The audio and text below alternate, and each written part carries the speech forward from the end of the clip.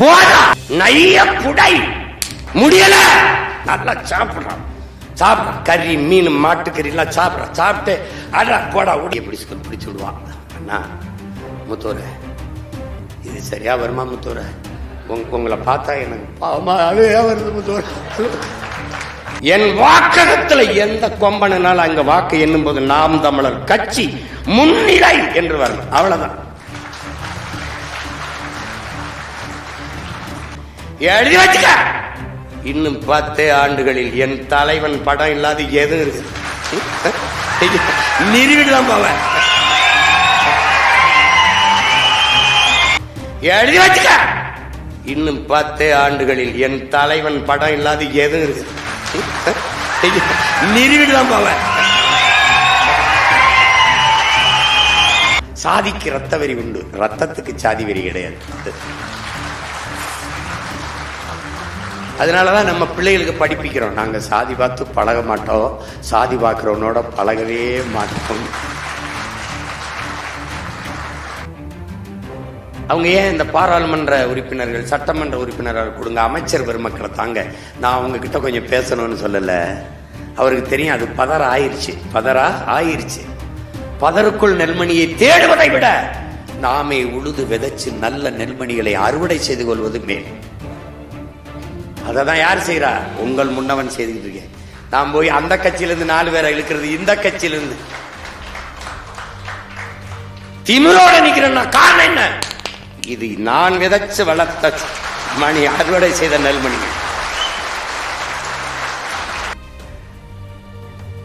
நம்ம எல்லாத்துக்கும் எதிர்த்து பேசல, நம்ம பதுங்கிட்டு அப்படி அமைதியா இருக்கிறது, அப்படி இது பண்றது, இதெல்லாம் பயன் இல்லை. என் உடன் பிறந்தார்களே சொல்லுங்க எல்லாருக்கும், நாங்க பயந்துகிட்டு பேசாம இல்ல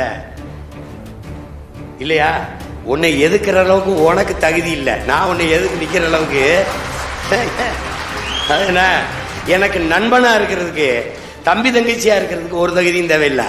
ஆனால் எங்களை எதிர்த்து எதிரியாக நிக்கிறதுக்கு நிறைய தகுதிகளை நீங்க வளர்த்துட்டு வரணும். சும்மா வரலாம். என்னை ஒரு தடவை என்னை எதிர்த்து விட்டுரு அப்படிலாம் செய்ய முடியாது. இங்கே பல ஆண்டுகளுக்கு பிறகு இப்பதான் அவன் கோட்பாட்டு போட்டியை, கருத்தியல் போட்டியை சந்திக்கிறான்.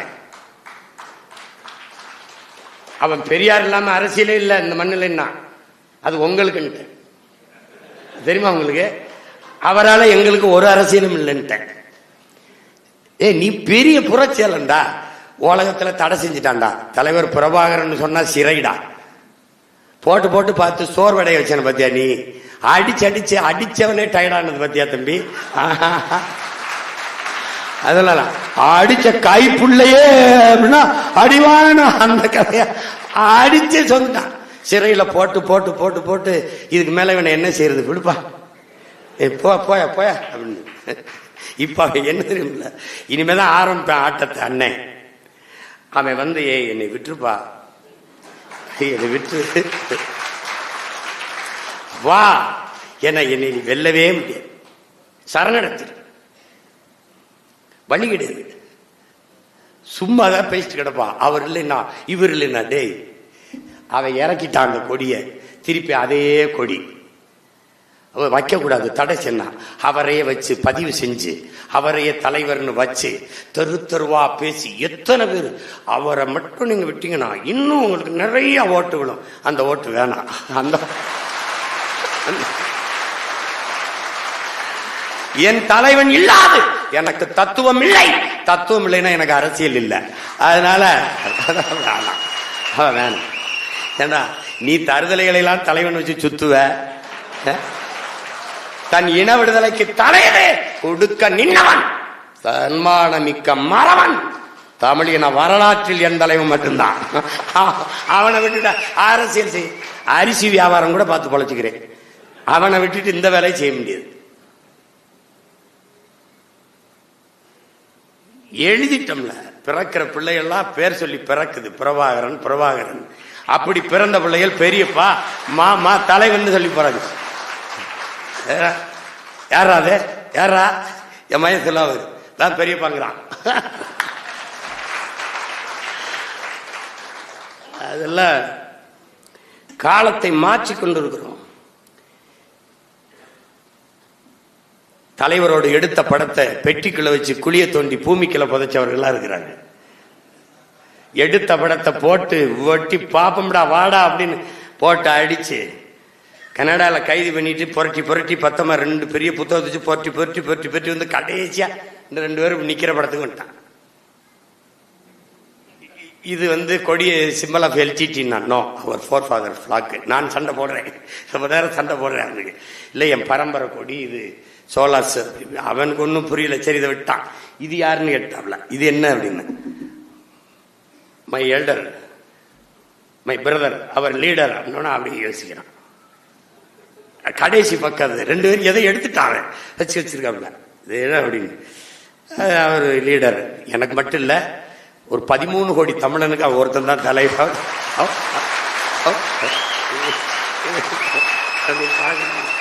அப்படியே பாக்குறாங்க. அவனுக்கு என்ன பண்றதுன்னு தெரியல. கடைசியா ஒன்று சொல்லுவான், என் பிடிவாத என்னுடைய சொல்வது ஆல் தி பெஸ்ட், தேங்க்யூ. நம்ம வேற என்ன தேங்க்யூ. ஐயோ கொடுமையே. முதல்ல நீங்க நினைச்சிருப்பீங்க இதெல்லாம் ஒரு கட்சி. என் தம்பி மணிச்சந்திரன் கூட நினைச்சிருப்பான், நம்ம இமாயனை கட்சிக்கு கொண்டு வர என்ன பாடுறா பட்டோம். எங்க அப்பா வந்து இப்படி வெள்ளை இது ஒரு இது போட்டு அப்படி இருக்காருப்பல. நான்லாம் அப்படி சார் சொல்லுங்க ஐயா, சொல்லுங்க ஐயா, ஐயா ஐயான்னு தான் கூப்பிட்டேன் இவரை. ஐயா இப்ப பல ஐயா வாங்குறாப்ல.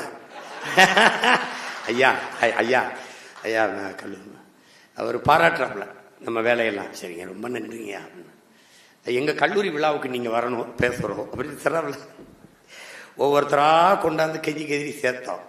இப்போ மணி செஞ்சாலும் நினைப்போம், இந்த ஆளும் தூங்க மாட்டான், நம்மளையும் தூங்க விட மாட்டான். நாங்கள் என்ன பண்ணுவோம்னா, ராத்திரிக்கு இப்படி வண்டியில் போகும்போது 1 மணி 1:30 இப்படி போயிட்டு இருப்போம். அப்படி இங்கேருந்து தூத்துக்குடி பக்கம் நாங்கிட்டு சேலம் அப்படி போகும்போது நம்ம தூங்காமல் போயிட்டு இருக்கோம். இந்த பயிலுக்கு தூங்க போடுறா, அவனுக்கு போடுறா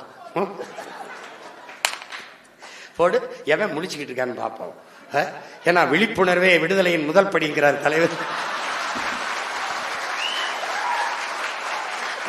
போடுறது போட்ட உடனே பல பேர் தூங்கிவான், எடுக்க மாட்டான். சில பேர் எடுத்து, அண்ணே என்ன இது பிரச்சனை அண்ணே ஏனே அப்படின்னு. ஒரு பிரச்சனை இல்லை, நல்லா தூங்குறியான்னு பார்த்தேன். அதுக்கப்புறம் அவன் எப்படி தூங்குறது? என்னடா இப்படி எழுப்பிவிட்ட படபடத்து போய் புள்ள வேர்த்து என்ன இப்படி எழுப்பி விட்டா அப்படியே. அப்ப சொல்றது என்ன, நாங்கெல்லாம் தூக்கம் முழிச்சு அண்ணன் தண்ணியோ ஊரா போய் நீ கட்சியில் என்ன நீ எல்லாம் நிம்மதியா படுத்து தூங்குற என்னடா அப்படின்னா, அண்ணன் இப்பத்தானே வந்து படுத்தேன். ஒருத்தையும் தூங்க விடுறது இல்லை. நான் முடிச்சுக்கிட்டு இருக்கும்போது உனக்கு என்ன தூக்கம்? ஒரு சேட்டை பண்ணிடுறது. அது மாதிரி மனுஷன் நினைச்சிருப்பான். என் தம்பி சிவகுமார் தான் சொல்லுவான், நெல்லையில் இருக்கல படுத்து கிடப்பான் அப்படி ஊரா. அப்ப கட்சி தொடங்கியது. அவன் அப்படியே பார்த்து கையை பிடிச்சு விடுவான். அண்ணா முத்தோர இது சரியா வருமா முத்தோர? உங்களை பார்த்தா எனக்கு பாவமா வருது முத்தோர. ஏய் ஏண்டா பக்கத்துல கார் வேண்டாம் டேய் சொல்றா வேண்டாம் அப்படின்னு. இல்லை முத்தோர நீங்க போய் சினிமா எடுத்து அந்த வேலையை பாரு. நான் போய் இந்த வக்கீல் தொழிலை பார்த்து ஏதாவது பண்றோம். எப்படி முத்தோரை இவங்களா அப்படி எப்படி முத்தோரை இவங்களோட போய் நம்ம எப்படி முத்தோரை வர்றா பேசாம வெட்டி ஏடா நீ கொலையாகி என்னையும் கொலையாக்கிட்டு கூட அப்படின்னா. இப்ப பார்த்தா எல்லாரும் இவன்லாம் ஒரு ஆளா துறைக்கு தெரியும். முதல் 234 பேர் வச்சிருக்காரா போட்டி விடன்னு கேட்டால இருக்கு. இப்போ வந்து தம்பி உங்களை பார்த்தா பாவமா இருக்கு தம்பி, எம்பிட்டு கஷ்டப்படுறீங்க தம்பி இந்த வாடகை வீட்டில் இருந்துக்கிட்டு. தம்பி வாங்க தம்பி, உங்களையும் ஒரு 4 MP 5 MP ஒரு 20-25 MLA இருந்தா எப்படி இருக்கும்? நல்லா இருக்கும், நல்லா இருக்கும். நாடு நாசமா போயிடும். பரவாயில்ல, பாசத்தை கொட்டுவாங்க. அப்ப நினைச்சிருக்க மாட்டான் மனுஷன் தில்லாம் இவ்வளவு பிடிவாதமா இருந்து இழுத்து கொண்டு போய் நிறுத்தி விட்டுருவா அப்படின்னா. நம்ம 8.5 விழுக்காடு வாக்கு வாங்கியிருக்கோம். இவன் 8-8ன்னே சொல்லிட்டு இருக்காங்க. இவங்க இலக்கை தீர்மானித்து விட்டால், அவன் சொன்னான்ல, வெற்றி அடையணும், ஜெயிக்கணும், சாதிக்கணும்னு முடிவெடுத்து விட்டால் கண்ணுக்கு தெரிய வேண்டியது இலக்கு தானே ஒழிய இடையூறுகள் அல்ல. தெரியவிட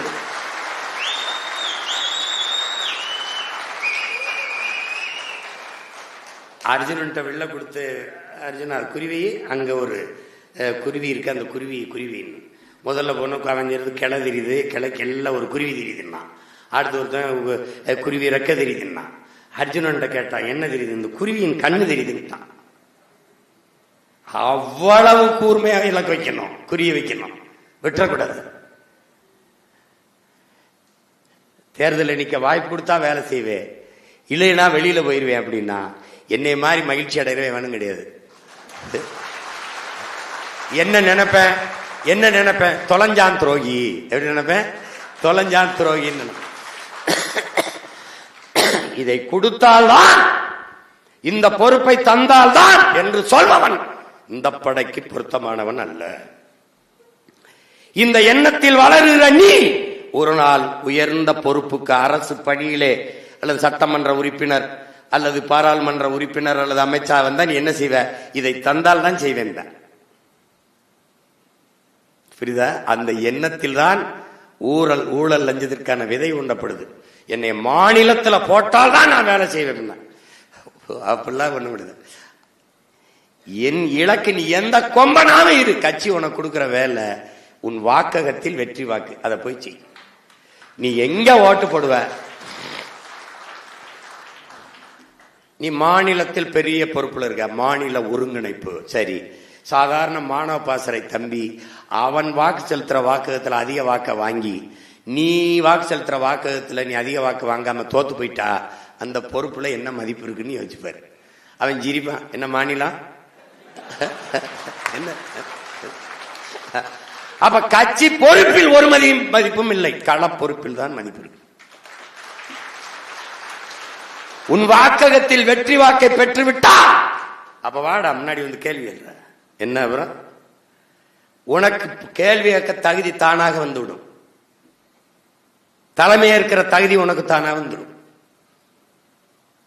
அதை விட்டு ராத்திரியில் அண்ணனுக்கு, அண்ணே ஒரு வேலையும் நடக்கலண்ணே, ஐயோ ரொம்ப பிரச்சனையா இருக்குண்ணே, இதை விட எனக்கு ஒரு பிரச்சனை இருக்கா சொல்லு. எல்லாரும் அவன் தான் பிரச்சனையே. அவனுக்கு அவன் வேலை செய்யறான் செய்யல, உன் வேலை என்ன? நீ வாக்கு செலுத்தத்துல போ, கூட படிச்சவனை சேர்த்துக்க, இல்ல தங்கச்சியை சேர்த்துக்க, அம்மாவை சேர்த்துக்க. தங்கச்சி கல்யாணம் முடிச்சு போயிருச்சு, யாரோ மனைவி இருந்தா மனைவி, இல்ல யாரோ ஒருத்தர் தெருவில் பக்கத்து வீட்டுக்காரு உட்கார்ந்து பேசி. நீ ரோட்ல கூட்டா அப்புறம் போடு, வீட்டுக்குள்ள போடு, வீட்டுல போடு, தெருவா போ, பேசு. தேநீர் குடிக்க போற இடத்துல பேசானே, என்னென்ன போன தடவை யாருக்குன்னு வாக்கு செலுத்தினீங்க, அப்படியாண்ணே, அப்படியா, என்னென்ன எதுவும் பிரச்சனை இல்லாம இருக்கானே, ஏப்பா பெரிய பிரச்சனைப்பா அப்படின்பா. அந்த பிரச்சனை, இந்த பிரச்சனைக்கெல்லாம் காரணம் யாருன்னு நீங்களே, அவனுக்கு அப்பதான் யோசிக்க ஆரம்பிப்பான். அதான்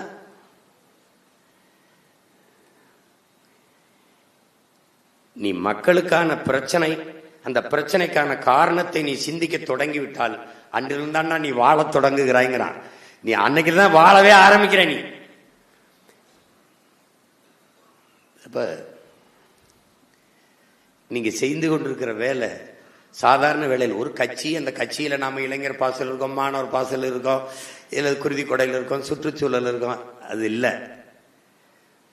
ஒரு தேசியனத்தின் விடுதலை, அந்த அரசியல் படையில் நான் மிகச்சிறந்த தளபதியாக இருக்கிறேன் என்கிற பெருமிதம் திமிரு.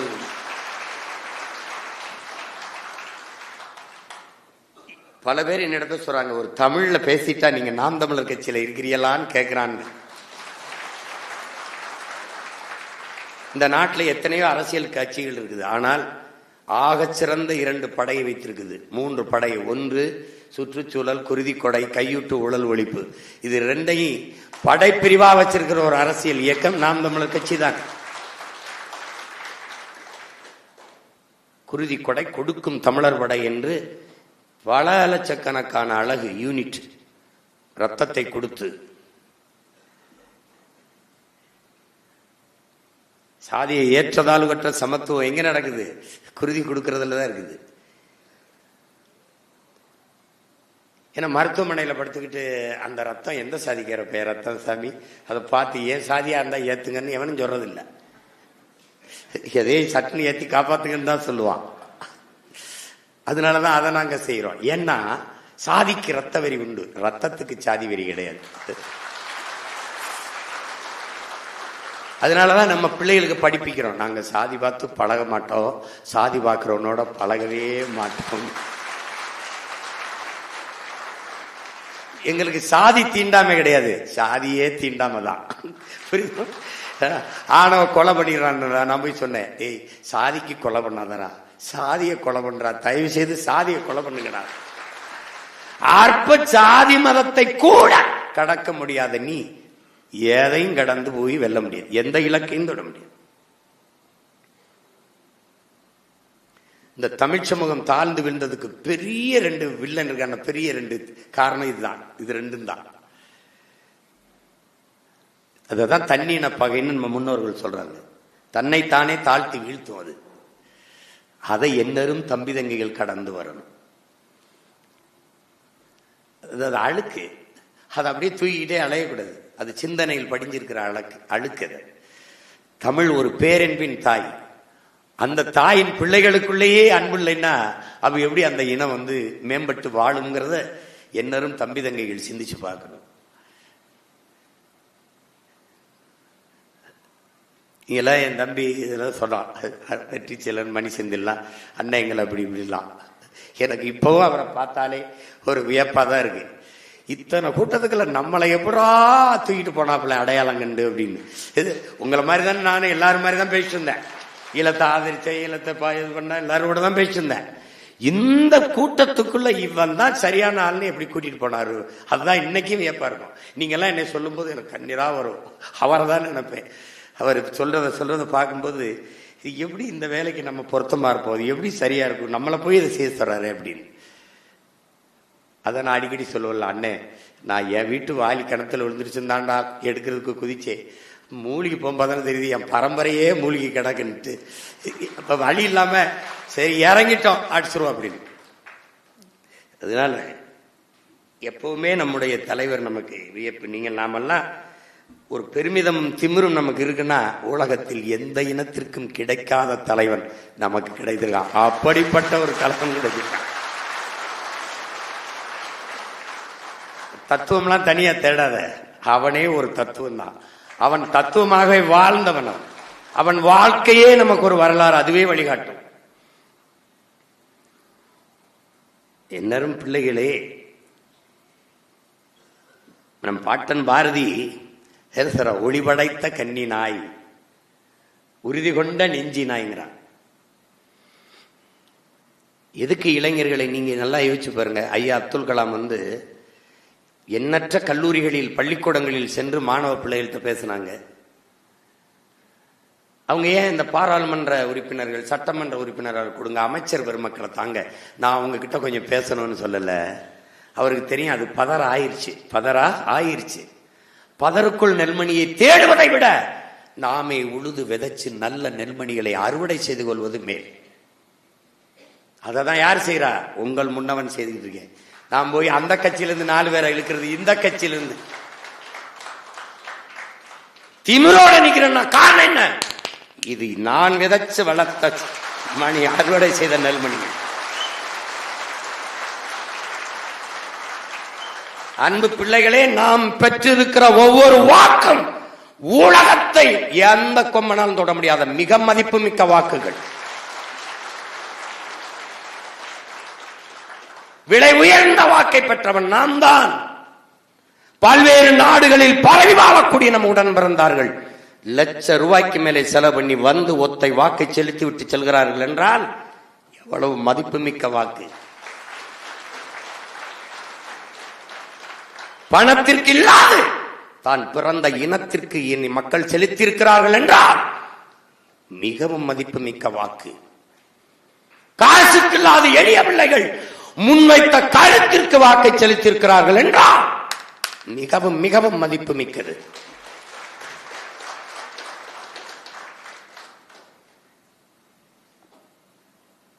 அதிலும் புரட்சியாளர் அண்ணல் அம்பேத்கர் ஒருவன் அடிமையாக இருக்கிறான் என்பதை உணர்த்தி விடு, பிறகு அவனை கிளர்ச்சி செய்து போராடுவான்கிறார். அப்படி நாம் அடிமையாக இருக்கிறோம் என்பதை உணர்ந்து தெளிந்த உணர்வு பெற்ற என் இன மக்கள் நமக்கு செலுத்திய ஒவ்வொரு வாக்கும் மிகுந்த மதிப்பு மிக்கது. தன்மானமிக்க தமிழின சொந்தங்கள் நமக்கு தந்த வாக்கு ஒவ்வொன்றும் தங்கத்தையும் விட மிகவும் மதிப்பு மிக்கது. அதனால் தான் சொல்கிறேன் அன்பு பிள்ளைகளே, மக்கள் மகத்தானவர்கள். பல ஆயிரக்கணக்கான பணம் கொட்டினார்கள், சாதி மத உணர்ச்சி தூண்டினார்கள், சாராயம் ஊத்தி ஆறாக ஓட விட்டார்கள், சலுகைகள் இலவசம் அறிவித்து காதுகளிலே தேனை ஊத்தினார்கள். எல்லாவற்றையும் கடந்து சாதி மதம் சாராயம் பணம் எல்லாவற்றையும் கடந்து தான் பிறந்த பெருமை மிக்க இனத்திற்காக 36 லட்சம் மக்கள் வாக்கு செலுத்தியிருக்கிறார்கள். நின்றவன் யார்? நின்றவன் யார்? அமைச்சு மகனா, இல்ல அதிகாரி மகனா, இல்ல ஜமீன் திவானா, பரம்பரை பணக்காரன் இல்லை, தினக்கூலிகளின் வாரிசுகள். எந்த திசையில் என் கிராமம் இருக்கிறது, என் பெற்றோருக்கு என்பது தெரியாத மக்கள், நன்கு அறியப்படாத முகங்கள், தேடி தேடி புதிதாக ஒரு சின்ன 3வது பெட்டி 4வது பெட்டி தேடி தேடி எதடா சீமான் சின்னம் என்று வாக்கு செலுத்தியிருக்கிறார்கள் என்றால் நமது மக்கள் மகத்தானவர்கள். அதனாலேதான் அவர்களுக்காக நாம் வந்தோம். இன்று வரை உறுதியாக நிற்கிறோமே, மக்களிடமிருந்து மக்களுக்கான வந்தவர்கள் நாம். அதனாலே நாமும் மகத்தானவர்கள், நீங்கள் ஆகச் சிறந்தவர்கள்.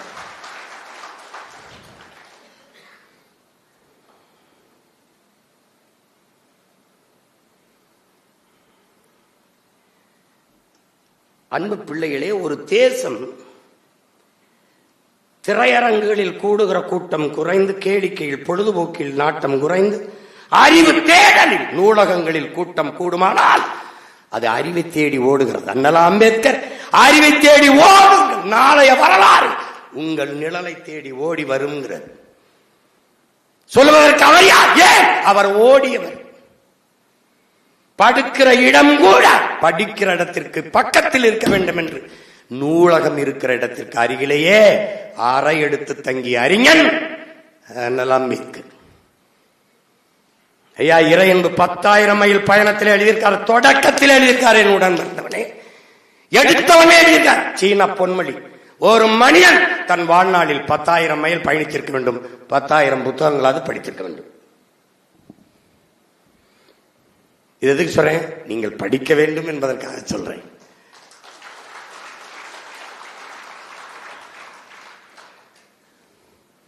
மார்க்ஸை மனதில் கொள்ளுங்கள்.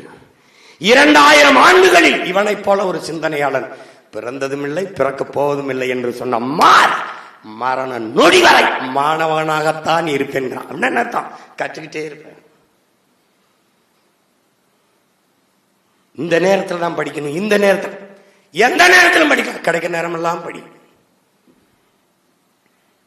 அந்த அறிவாசான் 64,000 புத்தகங்களை உலகத்தில் படித்த ஒரு மகன் உண்டென்றால் அது மேதை அண்ணல் அம்பேத்கர் அவர்கள் தான். அதனால்தான் உலகின் ஆகச் சிறந்த கல்வியாளர்களில் ஒருவராக இருக்கிறார் என்றால் அவர் சொல்லுகிறார், அறிவை தேடி ஓடுடா, நாளைய வரலாறு உன் நிழலை தேடி ஓடி வரும்.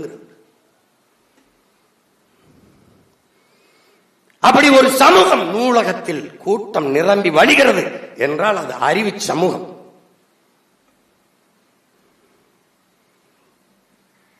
சென்னை மத்திய சிறையிலே இடமில்லை, 100 ஏக்கரில் புழலிலே சிறை கட்டுவோம் என்றால் குற்றச்சமூகம்.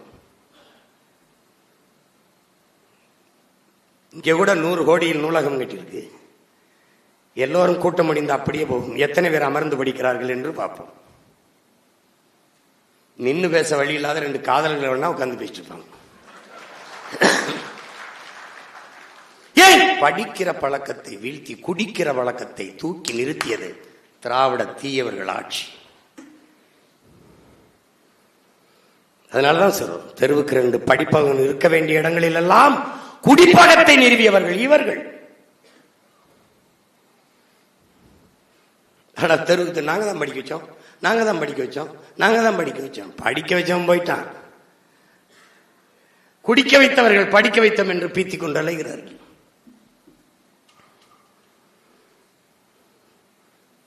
பழச்சாறு கடை, கரும்பு கடை, கரும்புச்சாறு கடை, இளநீர் கடைகளில் கூட்டமில்லாத மதுக்கடைகளில் கூட்டம் இருக்கிறது என்றால் சமூகம் எதை நோக்கி நகர்கிறது? எப்படிப்பட்ட சமூகத்தை கட்டமைக்க நாம் களத்துக்கு வந்திருக்கிறோம்? இதுதான் என் பிள்ளைகளுக்கு முன்னாடி இருக்க போறது. இந்த காலனி, இந்த கடையில் போய் பாருங்கள், காலனி விற்கிற கடை குளிரூட்டப்பட்ட கண்ணாடி மாளிகைக்குள் இருக்கும். வீதிக்கு வந்தால் தெரு ஓரத்திலே உயிர் தேவையான உணவுப் பொருள் கிடக்கும். கீரை, கத்தரிக்காய், வெண்டைக்காய், சொரக்காய், தக்காளி எல்லாம் பாய் அல்லது கோணியை விரித்து ஒரு தாய் உட்கார்ந்து கொண்டு கூறுகட்டி வித்துக் கொண்டிருப்பார்.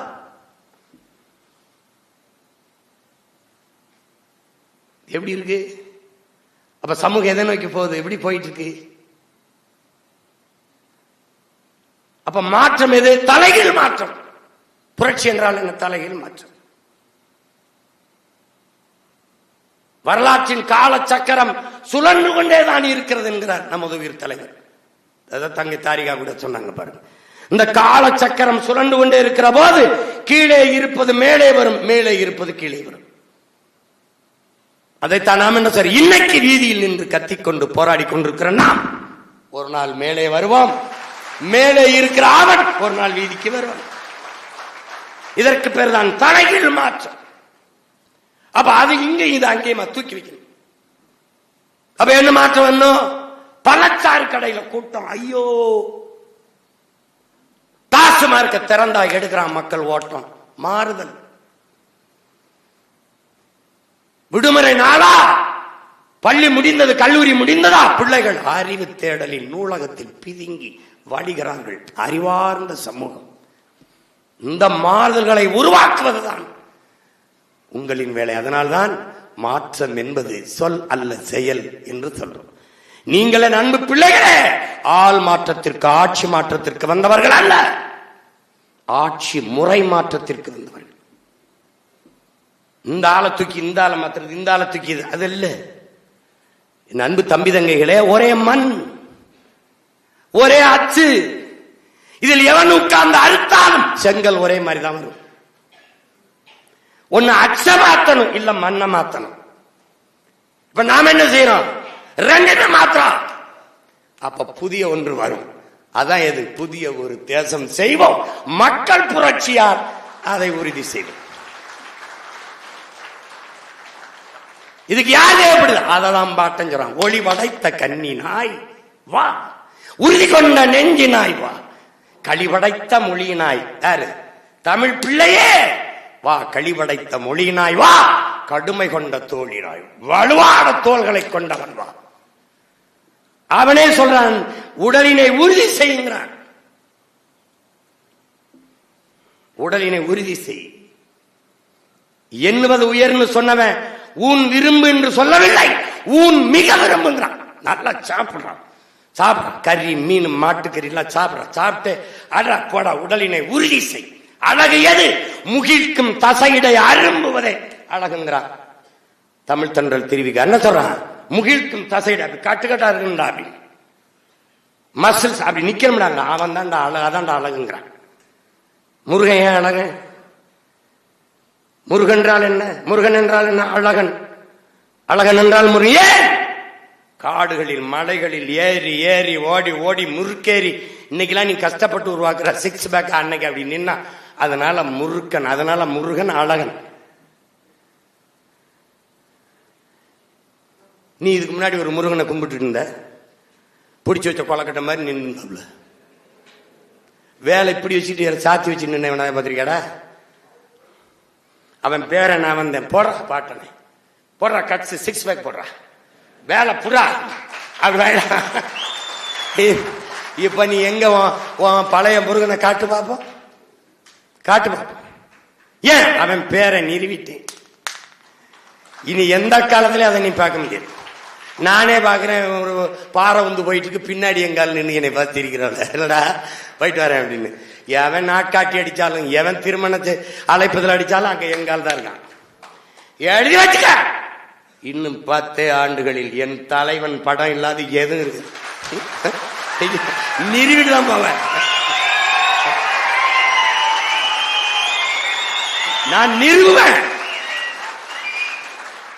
அதனால நான் சொல்றேன், நாங்கள் நினைக்க பிறந்தவர்கள் அல்ல, நிரூபிக்க பிறந்தவர்கள். ஒவ்வொரு சொல்லும் வெற்றி சொல் அல்ல, வெற்றி சொல். வெற்றி சொற்கள் ஒவ்வொன்றும் நடக்கும். என்ன என் பாட்டனும் தாத்தனும் சொன்ன பேரன் சொல்றது நடக்கும். நடக்குதா இல்லையா? என் நம்பி இளந்தமிழ சேர்க்கதான் போடுவான். ஐயோ ஐயோ எங்க அண்ணன் சொல்லிட்டாரே, அவர் சொன்னா நடந்து வேற தீமேம்மா போட்டுருவா. அவர் சொன்னா நடந்துற வேற தீமேன்னு நான் சொல்லுவேன்ல. அவன் அடிப்பேன். யாரு வட இந்தியா வந்து உன்னை அடிப்பேன். அப்ப எங்க நீ துடிப்ப. அப்ப அடி விழும்போது ஐயோ சீமான் தான் அழுவேன், ஐயோ அம்மாலாம் அழமாட்டேன். நீ என் தாத்தன் பாலை விற்பது போல தண்ணீரை விற்பான்டானாரு. நான் அது மாதிரி காத்த விற்பான்னு நீ நம்பல. இப்ப டெல்லியில எல்லாம் வித்துக்கிட்டு இருக்கான், வந்து கொஞ்ச நேரம் சுவாச்சிட்டு போயிட்டு.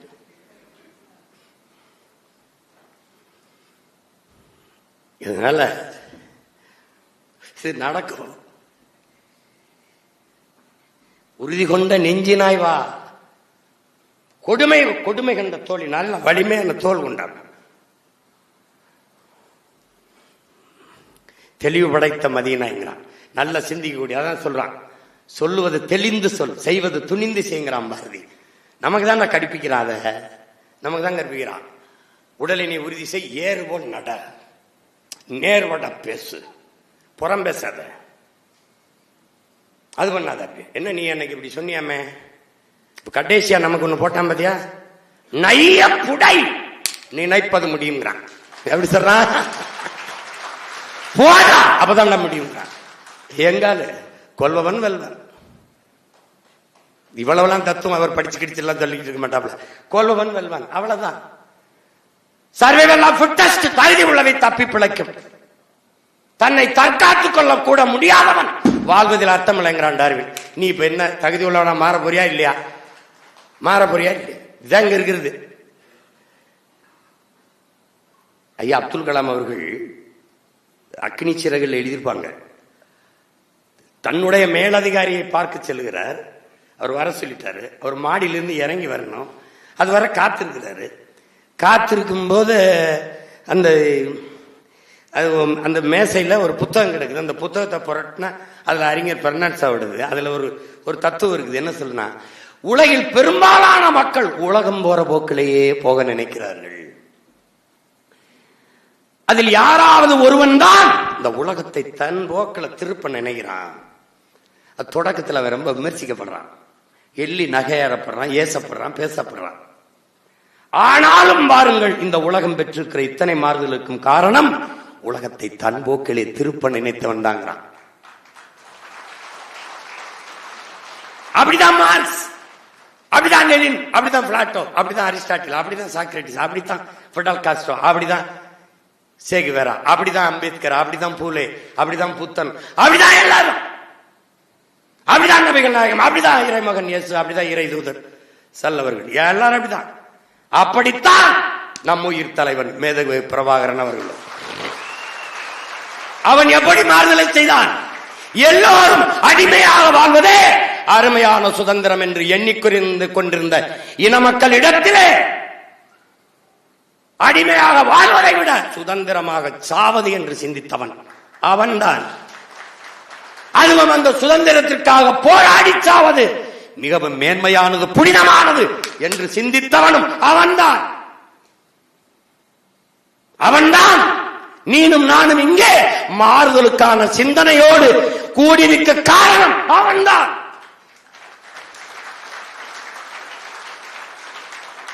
உரிமைக்காக உயிரே கொடுக்கலாம் என்று உயிரை கொடுத்த முத்துக்குமாரின் மூத்த விதையும் அவன்தான்.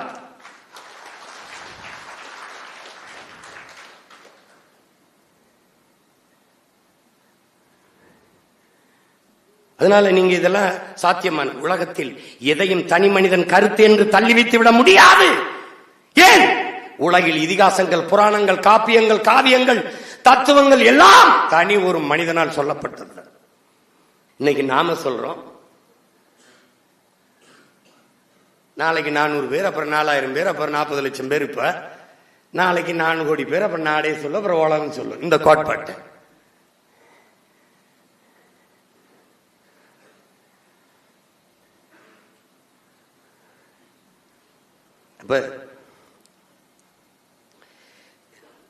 சரியில்லை சரியில்லை சரியில்லை என்று சொல்வது சரியில்லை. புரியுது நினைக்கிறேன். அது நம்ம பிள்ளைகளுக்கு அது ஒரு பெரிய நோய் இருக்கு. அந்த நோய்க்கு இப்ப மருந்து கொடுத்துடணும். தேர்தல் நேரத்தில் சொல்லிட்டு இருக்க கூடாது.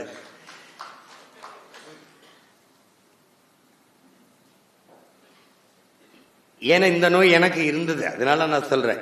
எனக்கு ஒரு மருத்துவர் இருந்தது, சரி பண்ணாமல. இதே மாதிரி தான் தம்பியில் மாதிரி நான் அப்ப 17 வருஷம் ஆயிடுச்சு இல்ல, போயிட்டு வந்துட்டு அவங்க சரியில்லை. அண்ணன் நம்மளை ரொம்ப மகிழ்ச்சியா பாராட்டுவாரு, நல்லா தெரிஞ்சுக்கிட்டு சொல்றாப்புல தம்பி அப்படின்ட்டு. அதெல்லாம் அவங்க சரியில்லை, இவங்க சரியில்லை, அவங்க சரியில்லை, இவங்க சரியில்லை அப்படி கேட்டே இருப்பாப்ல. கேட்டே இருந்து கடைசியா எல்லாரும் சரியா இருந்தா நாம எப்ப போராட வேண்டிய தேவை வரப்போகுதுன்னு சரியில்லாத சரி செய்யணும்ப்பா, அதுக்கு தாப்பா நம்ம வந்திருக்கோம்ல.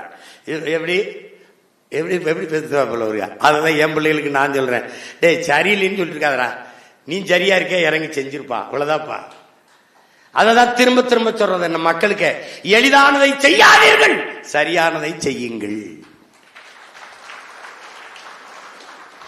அவன் என்ன சொல்றான், குறுக்கு வழியில் சென்று நீ விரைவில் வெற்றியை தொடுவதை விட நேர் வழியில் சென்று மெதுவாக வெற்றியை தொடு, அதான் மேன்மையானதுங்கிறான். லிங்கன் என்ன சொல்றான், லிங்கன் நான் மெதுவாக நடந்து வருவேன், ஆனால் ஒருபோதும் பின்வாங்க மாட்டேன், பின்னோக்கி நடக்க மாட்டேன். திரும்பி போறது பின்வாங்கிறது கிடையாது. அதனால என் அன்பு பிள்ளைகளுக்கு ஒன்று சொல்வேன், சரியில்லை சரியில்லை என்று சொல்லாதீர்கள்.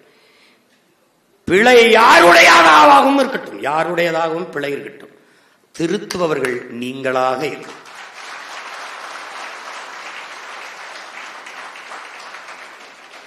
நீங்கள் மகத்தானவர்கள், நீங்கள் மாபெரும் மனிதர்களாக வளர்கிறீர்கள். காரணம், மார்க்ஸ் சொல்கிறான், ஒருவன் தானும் தன் குடும்பமும் வாழ வேண்டும் என்று உழைக்கத் தொடங்கினால் அவன் மனிதனாகிறான்.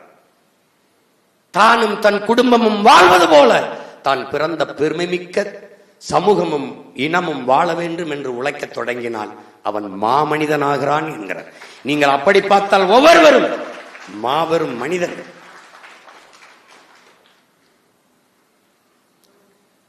உலகத்தில் யாராலும் சுமக்க முடியாத பெரும் கனவை சுமந்து நில்லுங்கிறான் ஆல்பர்ட் ஐன்ஸ்டீன். அதான்டா உலகத்தில் எல்லாத்தையும் விட பெரிதுங்கிறான்.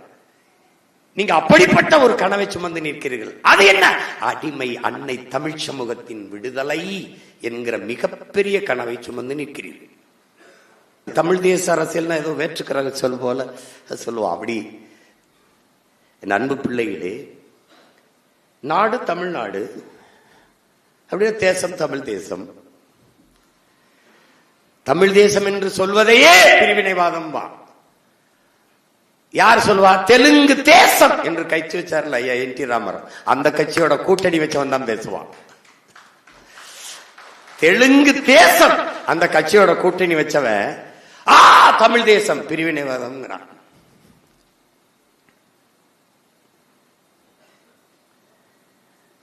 தேசம் தமிழ் தேசம். இங்கு வாழ்கிற மக்களின் மொழி, கலை, இலக்கியம், பண்பாடு, வழிபாடு, தொன்று தொட்ட வேளாண்மை, நீர்வளம், நிலவளம், கடல் வளம், மலைவளம், காட்டு வளம், மண் வளம், மணல் வளம் எல்லாவற்றையும் காப்பது.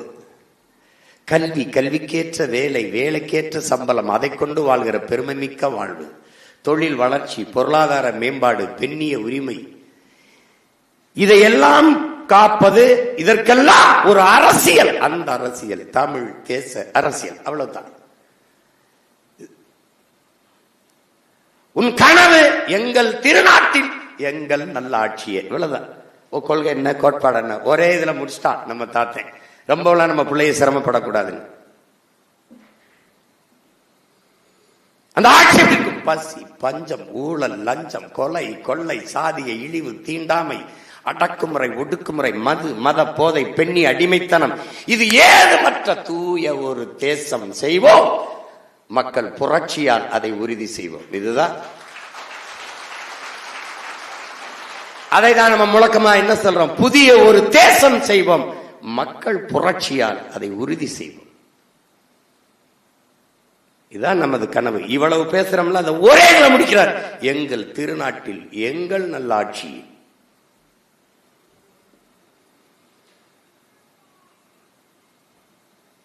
அவ்வளவுதான்.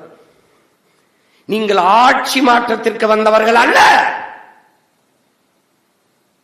அமைப்பு அரசியல் மாற்றத்திற்கு வந்தவர்கள். அடிப்படை அமைப்பையே மாற்ற வந்தவர்கள்.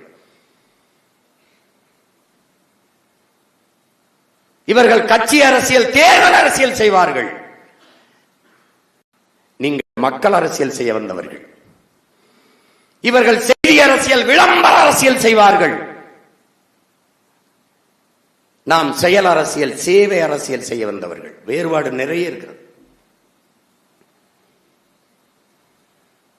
உங்களுக்குள் ஒரு திமிர் இருக்கணும். ஒரு நேர்மையாளனால் மட்டும்தான் திமிரோடு இருக்க முடியுங்கிறான்.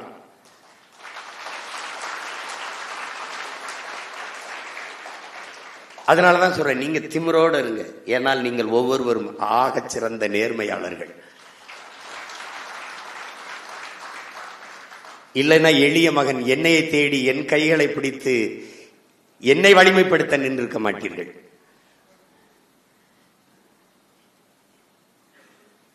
ஏன் நீங்கள் நேர்மையாளர்கள்? ஏன் நீங்கள் சிறந்தவர்கள்? நீங்கள் திரையரங்குகளில் உங்களுக்கான தலைவனை தேடவில்லை.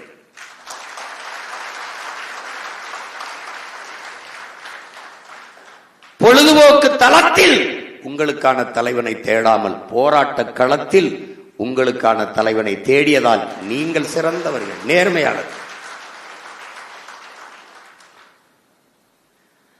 காற்றடிக்கும் திசையெல்லாம் பறந்து செல்கிற பதர்களாக இல்லாமல் புயலே அடித்தாலும் கலையாத அதே இடத்தில் கிடக்கிற வீரியமிக்க நெல்மணிகளாக நீங்கள் இருப்பதாலேயே நீங்கள் நேர்மையாளர்.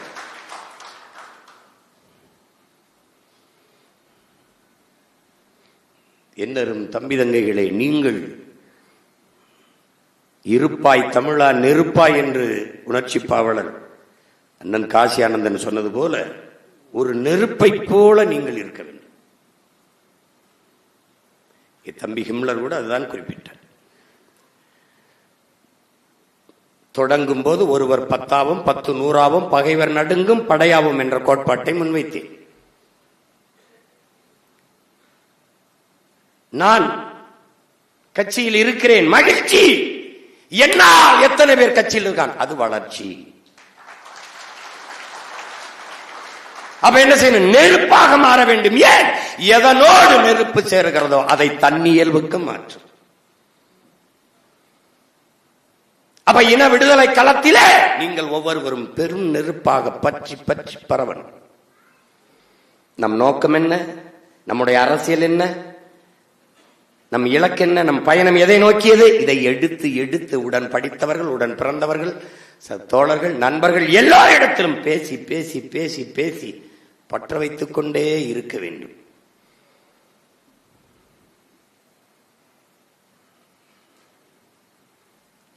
அந்த நெருப்பு தான் புரட்சி தீயாக பற்றி பரவும்.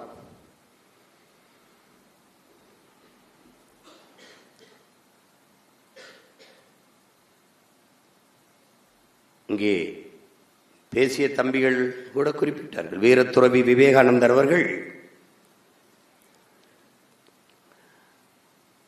என்ன சொல்கிறார்கள் என்றால், நேர்மை என்ற அந்த வார்த்தையை போடல, முழுமையான நேர்மை, அது ரொம்ப முக்கியம். அதுக்கப்புறம் புனிதம் என்ற ஒரு வார்த்தையை சொல்றாங்க. முழுமையான நேர்மை, புனிதம், எதையும் எளிதில் வென்று முடிக்கக்கூடிய ஆற்றல் பெற்ற இளைஞர்கள். 50 பேர் இருந்தால் போதும், இந்த உலகத்தையே புரட்சிகர மாறுதலுக்கு கொண்டு வந்து விட முடியும்.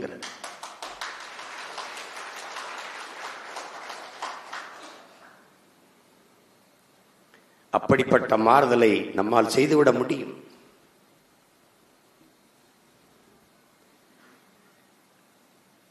ஒரு எளிய மகன் சீமானால் இவ்வளவு பெரிய தாக்கத்தை ஏற்படுத்தி இத்தனை ஆயிரக்கணக்கான இளைஞர்களை திரட்ட முடியும் என்றால், நீங்கள் ஒவ்வொருவரும் நீங்கள் சீமானாக மாறினால் என்ன ஆகும் என்று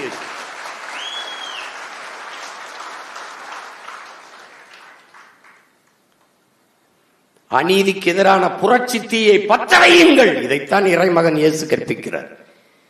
அநீதிக்கு எதிரான புரட்சி தீயை பற்ற வைக்கிறேன், நான் இந்த பூமிக்கு வந்தேன் என்கிறார்.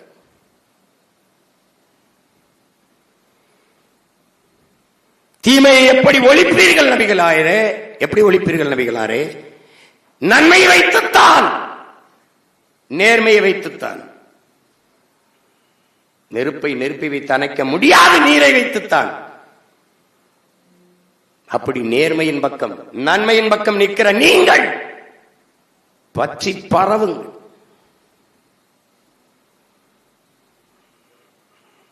தம்பி துறை குறிப்பிட்டது, நம் இலக்கு என் வாக்ககத்தில் வெற்றி வாக்கு, அவ்வளவுதான். அங்க போயிட்டு அண்ணன் அவரு சேர்க்கலாம், எவரு எப்படி, உன்னுடைய கனவு நாட்டை வெல்லணும்.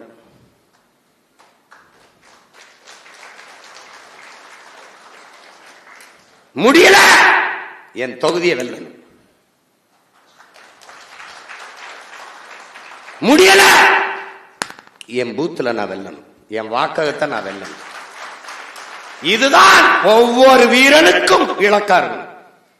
என் வாக்ககத்துல எந்த கொம்பனால அங்க வாக்கு எண்ணும் போது நாம் தமிழர் கட்சி முன்னிலை என்று வரணும், அவ்வளவுதான்.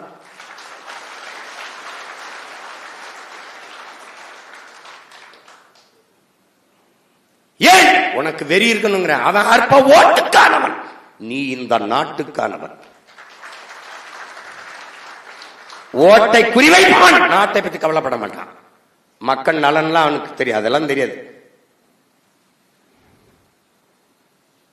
அதான் தெரியாது. மக்களை பற்றி சிந்திக்கிறவன், மக்கள் பசியோடு இருப்பார்கள், மக்கள் தாகம் எடுத்து நிற்பார்கள், மக்கள் அவசர தேவைக்கு தவிப்பார்கள், அவர்கள் நீண்ட நேரம் நிற்கிறார்கள், கால்களுக்கும் அவர்களுக்கு என்று சிந்திப்பவன் அவன் மக்களுக்கானவன், மக்களின் தலைவன். இது எதை பற்றியும் கவலைப்படாதவனை பத்தி நமக்கு பேச்சு கிடையாது இங்க. உங்களுக்கு புரியுதுன்னு நினைக்கிறேன். நீங்கள் மக்களுக்கானவர்கள், காரணம் அந்த மக்களிடமிருந்தே மக்களுக்காக வந்தவர்கள். பன்னெடுங்காலமாக நம் தாய் தந்தையர், நம் உடன் பிறந்தார்கள், நம் இன சொந்தங்கள் சிந்திய கண்ணீர், ஏந்திய கவலை, அவர்கள் பட்ட துயர துன்பம், நம் பெற்றோர்கள் நம்மளை படிக்க வைக்க எவ்வளவு கடினப்பட்டார்கள் என்பதையெல்லாம் கண்கூடாக கண்ட பிள்ளைகள் நாம். வறுமையிலிருந்து வந்த பிள்ளைகள் நாம். ஏனால் வறுமையை, தோல்வியை விட உலகத்தில் சிறந்த பல்கலைக்கழகம் எதுவும் இல்லைங்கிற, நிறைய கற்பித்துக் கொடுக்கக்கூடிய ஒரு பல்கலைக்கழகம் உண்டென்றால் அது வறுமையும் தோல்வியும் தான். அந்த பல்கலைக்கழகங்களில் படித்த பிள்ளைகள் நீங்கள்.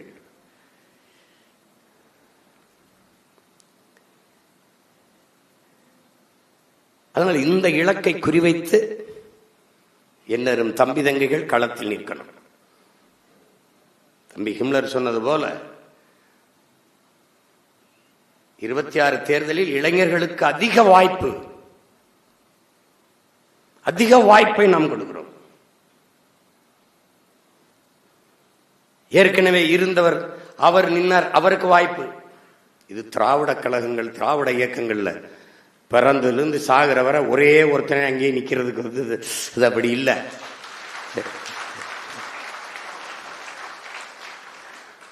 அவர் போனா அவர் மகனுக்கு அப்படி இல்லாத இல்லை, அப்படி கட்சி இல்லை. இலக்கை தாங்கி நிற்கிறது. நீங்க சுமந்தீங்க, இன்னொருத்தருக்கு அடுத்த தலைமுறை கொடுக்கணும். நீங்க எல்லாம் ஏதோ பாகிஸ்தான், பங்களாதேஷ், ஆப்பிரிக்கா, அமெரிக்கா, ஆஸ்திரேலியால இருந்து வேட்பாளரை கொண்டு வருவேன். பக்கத்து வீட்டுல இருந்து தான் கொண்டு வருது, அண்ணன் தம்பியை தான் கொண்டு வந்து நிறுத்துது. உனக்கு இல்லைன்னா அந்த வாய்ப்பு இன்னும் இருக்கு. அவர் செய்யறார், தம்பி செய்யறார். தம்பிக்கு கூட நிக்க வேண்டியது, தங்கச்சி கூட நிக்க வேண்டியது நம் பிறவி கடமை. அப்படிதான் செய்யணும். எப்படி ஈரோட்டில் தேர்தல் நடக்கும்போது கிழக்கில் ஒரு காவல்துறை அதிகாரி வந்து அவன் நீ என்னமோ என்ன அப்படி சொல்லிட்டு இருந்தியா மேம்? இல்லை இல்லை இல்லை அவ அப்படி பண்ணிட்டாப்ல. போலீஸை கண்டு பொறுக்கி தாண்டா பயப்படுவான், போராளி எதுக்கு பயப்படணும்?